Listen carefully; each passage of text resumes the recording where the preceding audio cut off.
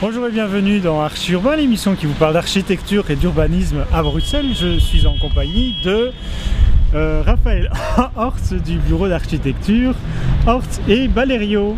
Oui. Ça va bien, Raphaël? Très bien, et toi?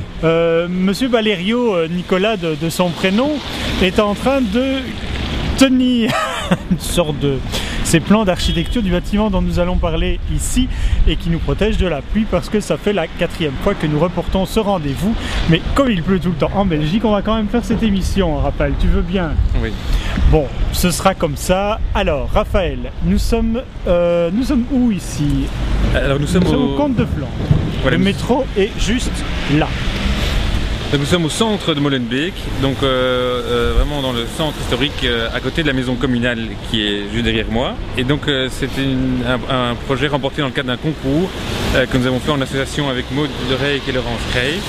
Et en fait c'était une parcelle qui était un chancre depuis assez longtemps, qui n'avait jamais été résolu.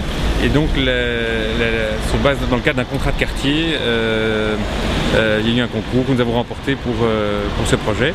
Le programme, c'est des logements sociaux et un centre culturel. Donc en fait c'est une parcelle triangulaire qui est un espace résiduel lié à l'implantation du métro.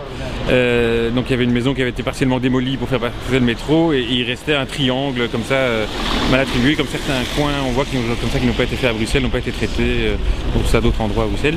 Et donc c'est vrai que c'était assez difficile, on ne se rend pas compte de la forme du terrain vu cette façade-ci, mais en fait il y a des endroits... On va aller voir à l'intérieur et on se rendra compte de la difficulté. Oui. Mais par rapport justement à la façade, tu voulais justement rendre beaucoup plus le coin qu'on voit ici, qui est une sorte de pan coupé très large, oui, permet en fait d'orienter vers la maison communale, mais également d'agrandir la place qui est devant où il y a l'entrée du métro. C'est exact. Donc en fait, ce qui se passe, c'est que donc, la parcelle est triangulaire, mais nous avons, c'est l'opportunité dans un projet public de pouvoir justement donner un peu d'espace au public. Donc ce qu'on a fait, c'est qu'on a fait le bâtiment assez compact, mais en fait, on a orienté nos façades, on a créé une façade, si vous voulez, en plus, un pan coupé, si vous voulez, pour créer une petite placette et qui va permettre de pouvoir abriter la friterie. Donc il y avait une caravane friterie qui se trouvait ici, qui se trouve là, sur la place ici, enfin sur l'espace ici piéton. Il va pouvoir être implanté ici. C'est des volumes en bois qu'on voit sortir de la façade. Bon, on va aller le voir. Oui. Tu veux bien? Bon, allons voir ça. Nicolas. Bonjour Emma. Tout se passe bien? Tout se passe bien, je suis protection de pluie. Merci, hein. Tu vas nous ouvrir les portes aussi? Tout à fait. Ça c'est la boîte dont tu parlais qui va devenir la friterie. Oui. Et on a alors au-dessus cette grande baie vitrée que l'on voit. Donc c'est le Vard Kapoen qui investit le rez-de-chaussée et le premier étage. Enfin, ils ont une double hauteur aussi ici au premier étage. Et donc l'entrée des logements se trouve plus le long du mail piéton. Donc ici, alors, si on se reprend un peu, on a donc l'ouverture là des logements et on a la friterie qui est juste là avec l'entrée du métro, quoi. Et donc cette friterie là, elle va là. Voilà, tout simplement. C'est bien ça. Donc on a orienté donc l'entrée de l'immeuble pour les logements sur l'espace piéton ici, la friterie sur un espace plus public, la petite placette où il y a des bancs devant, et l'entrée aussi du centre culturel sur la partie la plus publique, c'est-à-dire aussi sur cette placette qui a été créée grâce à ce pan coupé finalement, qui permet une ouverture de l'espace, mais aussi une ouverture visuelle. Quand on est sur ce mail piéton, en fait, on a une ouverture visuelle qui permet de créer un dégagement vers le bâtiment public ici important, qui est la maison communale de Molenbeek. Et la place en fait, parce qu'ici en fait il y a beaucoup de piétons, si on passe à certaines journées, il y a beaucoup de piétons qui transitent d'un axe à l'autre. Oui. Il y a également un travail sur la façade à côté de toute cette circulation au niveau des fenêtres, etc. Donc dans la petite rue qui est là, oui, on a des maisons beaucoup plus classiques et vous avez fait des fenêtres beaucoup plus classiques. Par contre ici on a quelque chose de beaucoup plus artistique, je vais dire. C'est-à-dire qu'on a, donc en fait ici on a s'accordé au front bâti de la place communale.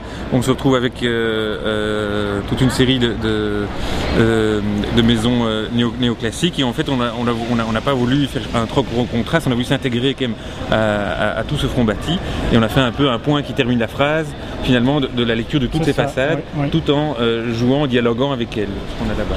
C'est ça. On va voir les appartements. Oui. Les appartements, la difficulté, c'est donc, comme on l'a dit tout à l'heure, l'étroitesse des espaces. On peut peut-être aller voir justement la chambre du fond. Il reste 2 mètres là. Et donc là, il reste même pas, il reste 1m30, 1m50. Donc en fait, c'est le bout de la parcelle que nous avons là-bas. Et donc, on parlait donc d'un projet public, c'est l'opportunité d'améliorer aussi certaines choses vis-à-vis de son environnement. Donc ici, il y avait en fait une ventilation de métro qui se trouvait sur le mail piéton. Oui, c'est ça, il y avait ça aussi qui était... Voilà, mais on l'a intégré derrière ce mur, ici derrière. Donc dans la pointe vraiment de la parcelle, on a intégré cette ventilation. Donc maintenant, elle ne chasse plus son air à l'extérieur, sur le piéton, et vous l'avez intégré dans le bâtiment. Voilà. C'est très très intelligent. Et puis alors, il y a une autre chose importante dans l'appartement, c'est la terrasse. Et c'est justement, en fait, le bâtiment est totalement plein nord, la façade, mais il y a un dégagement extérieur qui est donc la terrasse alors qui se trouve derrière nous. Oui. Donc ici on essaie de créer des logements donc, tous de qualité, qui ont chacun des différences, mais qui ont aussi chacun une bonne orientation. Donc en fait effectivement la façade côté rue est piétonne, mais donc on doit prendre le soleil de l'autre côté. Mais à la fois on ne doit pas non plus créer des vis-à-vis, parce qu'on se trouve un bâtiment d'angle, et donc nous avons orienté les vues vers l'intérieur de l'îlot le plus possible, et on a donné à chaque logement un espace extérieur privatif, ce qui permet de donner des logements qui ont une certaine qualité, une certaine luminosité, parce que tous les séjours sont traversants, c'est-à-dire qu'on n'a pas une fenêtre uniquement d'un côté, comme ici on voit on a un espace... Je propose que l'on monte et qu'on aille voir un autre appartement qui était plus grand que celui-ci, mais qui a une vue également extrêmement magnifique, parce qu'on a justement un très très grand dégagement par toute cette place qui nous entoure. Oui. Ça va nous amener aussi à parler de quelque chose qui est la cage d'escalier, qui est assez importante parce que elle est donc extérieure. Vous avez mis une couleur flash orange dessus. C'est un artiste qui a mis ça? C'est vous? Non, c'est nous dans le cadre de la composition de façade qu'on a trouvé intéressant de marquer cette circulation à cet endroit-ci dans la volumétrie de la façade. Mais il y avait une volonté également par rapport à cette coursive qu'elle soit extérieure, etc. Oui, en fait, ce qui se passe, c'est que c'est un projet public avec des logements sociaux, un budget très restreint, mais il faut pour autant faire un bâtiment qui a une qualité, qui est convivial. On trouve souvent des cages d'escalier dans les bâtiments une fois qu'on a un ascenseur, où l'escalier devient uniquement un boyau sombre et sordide, où on n'a pas envie d'y aller. Et donc nous on trouve que l'escalier c'est quelque chose d'important. On peut monter une volée d'escalier sans devoir prendre l'ascenseur, donc on favorise plutôt l'usage de l'escalier. Et on a une très belle vue ici, donc on est face à une école, on est face à un mail piéton, et donc on favorise des circulations extérieures agréables, et ce qui ne pousse pas spécialement à prendre l'ascenseur, et ce qui donne aussi un espace de convivial où on peut se rencontrer, se croiser entre voisins sur des paliers agréables. Raphaël, on est monté au dernier étage de l'immeuble. On a un autre appartement qui a un aspect totalement différent de celui qu'on a vu en dessous. Est-ce que c'était une volonté également de ne pas avoir des appartements identiques, de répéter le même programme partout?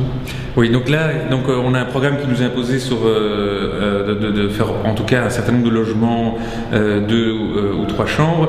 Nous on essaie de créer une mixité importante tant dans le type de logement que au niveau de son programme. C'est-à-dire que ici on est dans un programme 3 chambres, on est dans un logement 3 chambres, en dessous nous avons un 4 chambres, on vient d'un 2 chambres. En fait, on trouve cette mixité quelque chose d'intéressant, de ne pas se retrouver dans des plans tous les mêmes dans un immeuble. C'est ça, donc on n'est pas un numéro, on est chacun différent. Voilà, on a chacun son identité, et si on va chez son voisin, c'est différent.